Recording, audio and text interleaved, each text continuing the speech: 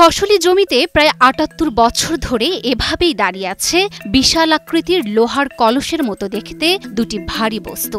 এগুলো কি বা কিভাবে এখানে এলো তা নিয়ে স্থানীয়দের মাঝে রয়েছে নানা প্রশ্ন।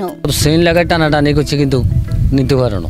ভালোভাবে দেখলে বোঝা যায় এগুলো জাহাজের বয়া। ফসলি জমিতে জাহাজের এত বড় বড় ভারী বস্তু কিভাবে এলো বা কে নিয়ে এলো তা নিয়ে রয়েছে নানা কল্পকাহিনী। ফানি যে সময় ছিল ওই সময় বয়াটা বইছে, এটা বহুত উঁচা ছিল, উপরেও মানুষ বইতে নিচেও মানুষ বইতে, দুই সাইডে দুই চেয়ার আছিল, খুব সুন্দর চেয়ার আছিল, আবার উপরে যাইও মানুষ এত খোরা আছিল। অনেকের ধারণা বয়ের পাশের মাটি খেলেই মনের বাসনা পূরণ হয়। এমন ধারণা থেকেই বয়ের পাশ থেকে মাটি নিয়ে কেউ খান, কেউ আবার সাথে নিয়ে যান। মাটি খা বহুত মানুষ আসা যাওয়া করে। মোটকে এগুলো দিই, এগুলো দুনো পাশে দিয়ে পানি উঠতো, ওই পানি আঙ্গ বুঝগান আমরা খাইছি। আল্লাহর কাছে কিছু দেখে মাড়ি খায় নিয়ত করে। শুধু তাই নয়, প্রায় ৫০ বছর আগে এ বয়া দুটি ঘিরে বসত আসর, জিকির আজকারে সরব হয়ে উঠত জমির মাঝখান, চলত মানত মানুষা। কেউ মোমবাতি জ্বালাতেন, কেউ মাটি খেতেন, এতে ফল পেয়েছেন বলেও দাবি অনেকের। একদল বেদাতি তারা বাতি টাতি জ্বালায় এখানে উরুস টুরুস করত। মানুষ আয় উরুস করে, কেউ টাকা পয়সা দেয়, আবার কেউ নিয়ে যায়। মানুষ নিয়ে টিউট করি, সিন্নি দিয়ে যেত, বিস্কিট দিয়ে যেত, টাকা দিয়ে যেত। বয়া দুটির উপরের টাওয়ার, লোহার টুল, লোহার চেইন সহ অন্যান্য সরঞ্জামাদি চুরি হয়ে গেলে বন্ধ হয়ে যায় মানুষের ধর্মীয় আচার অনুষ্ঠান। ওখানে মোটকার মতো দুইটা আছে, উপরে দুইটা কড়া আছে, কিছু টাকা পয়সা পাইলে নিয়ে যাইতে। বয়া দুটিকে ঘিরে প্রতিদিনই উৎসুক মানুষের আনাগোনা বাড়ছে। কেউ ছবি তুলেন, কেউ আবার ভিডিও করেন। মানুষ নানান দেশ থেকে আসতো, দেখতো। এখনো ওখানে ছেলে মেয়েরা বহুত লোকজন, বহুত এলাকা থেকে লোকজন আসতেছে, দেখতেছে। এই বয়াগুলো অনেক সুন্দর, আমরা অনেক দূর থেকে এসেছি, আমরা ফেসবুকে ইউটিউবে দেখেছি। স্বাস্থ্যকর অল টাইম হানিকম, সব সময় অল টাইম হেলদি লাইফ।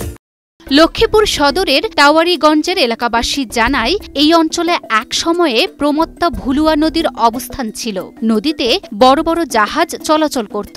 ১৯৪৭ সালে ভয়াবহ ঝড়ে দুটি বয়া এসে আটকে যায় এই স্থানে। এরপর পূর্ব দক্ষিণ দিকে নদীটি সরে যায় এবং এদিকে চর জেগে ওঠে। এরপরই বয়াগুলোর অস্তিত্ব ফুটে ওঠে। তবে এই বয়া দুটো এখানে আসার পর থেকেই অলৌকিকভাবে নদী সরে যায় বলে ধারণা করেন অনেকে। ১৯৪৭ সালে একটা বন্যা হয়েছে বয়াটা, তখন এই নদীটা ছিল ভুলুয়া নদী। তখন আমার আব্বা যারা এদের থেকে শুনছি আর কি, যে এই বয়াটা তখন নাকি এখানে আসি বাজে গেছে, তখন এটা চর দিয়ে গেছে, আর এটার নাম হয়েছে বয়ার চর। ১৯৪৭ সালের পরেই মূলত এখানে চলে আসে কোনো এক ঝড়ের কারণে, এটা অতীতের মানুষদের থেকে শোনা। নদী সরে ফসলি জমিতে পরিণত হয় উক্ত স্থানটি।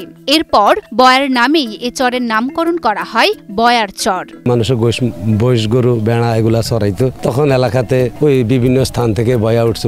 দাদা দাদির আমল থেকে, বাবা আমল থেকে আমরা শুনি আইছি এখানে বয়ার চর আছিল।